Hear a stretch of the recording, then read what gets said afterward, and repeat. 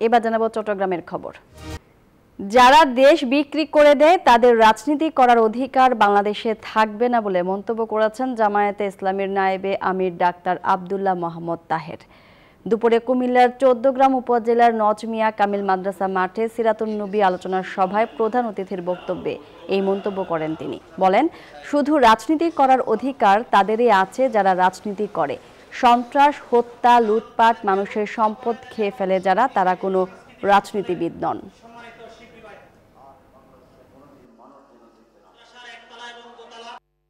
যারা সন্ত্রাস করে, হত্যা করে, লুটপাট করে, দেশ বিক্রি করে দেয়, মানুষের সম্পদ খেয়ে ফেলে, তারা কি রাজনীতিবিদ? এরকম রাজনীতি করার অধিকার আর কারোই বাংলাদেশে থাকবে না। নোয়াখালীর কোম্পানিগঞ্জের মুছাপুর নদী ভাঙন এলাকা পরিদর্শন করেছেন বিশিষ্ট কবি ও দার্শনিক ফরহাদ মজহার। দুপুরে তিনি মুছাপুরের জনতা বাজার নদী ভাঙন এলাকা পরিদর্শন করেন। এ সময় তিনি নদী ভাঙন এলাকার সরজমিনে পরিদর্শন সহ ক্ষতিগ্রস্ত এলাকাবাসীর সাথে কথা বলেন।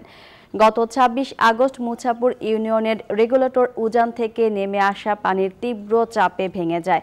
রেগুলেটরটি ভেঙে যাওয়ার ফলে ছোট ফেনী নদীর তীরবর্তী এলাকার মুছাপুর, চরহাজারি, চরপার্বতী ও সোনাগাজীর নিচু এলাকা পানিতে প্লাবিত হয়।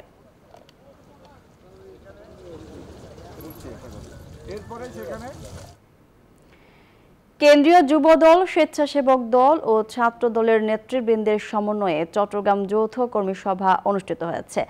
বিকেলে নগরীর কাজীর দেউরি ইন্টারন্যাশনাল কনভেনশন হলে চট্টগ্রাম মহানগর ও দক্ষিণ জেলা যুবদলের আয়োজনে এ সভা হয়। সভায় বক্তারা জানান, স্বাধীনতার মূল চেতনা সাম্য, মানবিক মর্যাদা ও সামাজিক সুবিচার ভিত্তিক বাংলাদেশ বিনির্মাণের নতুন পদযাত্রায় বিএনপির ভাইস চেয়ারম্যান তারেক রহমানের নির্দেশনায় দেশের প্রতিটি জেলায় এ সভা অনুষ্ঠিত হবে।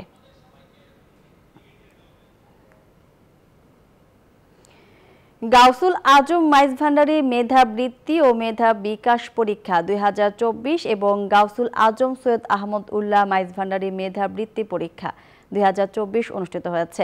সকালে চট্টগ্রাম জেলা শহরের ১১টি কেন্দ্রে মাইজ ভান্ডারী ফাউন্ডেশনের আয়োজনে ও দারুল ইরফান রিসার্চ ইনস্টিটিউটের সহযোগিতায় এ পরীক্ষা অনুষ্ঠিত হয়।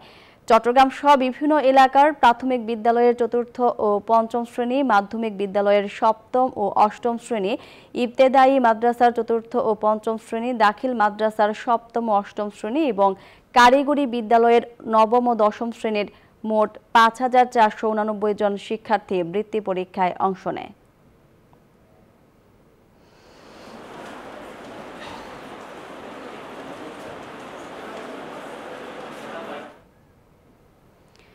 চট্টগ্রামের সন্দ্বীপে অভিযান চালিয়ে মাদক ও অস্ত্রসহ ৩ জনকে আটক করেছে নৌবাহিনী।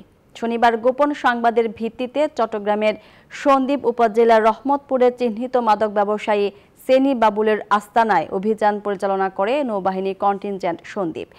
এই সময় ২টি পাইরোটেকনিক সহ একজনকে আটক, পরে তার তথ্যের ভিত্তিতে অপর ২ জনকে একটি রিভলভার সহ আটক করা হয়। আটককৃতদের বিরুদ্ধে সন্দ্বীপ থানায় হত্যা ও মাদক সহ একাধিক মামলা রয়েছে।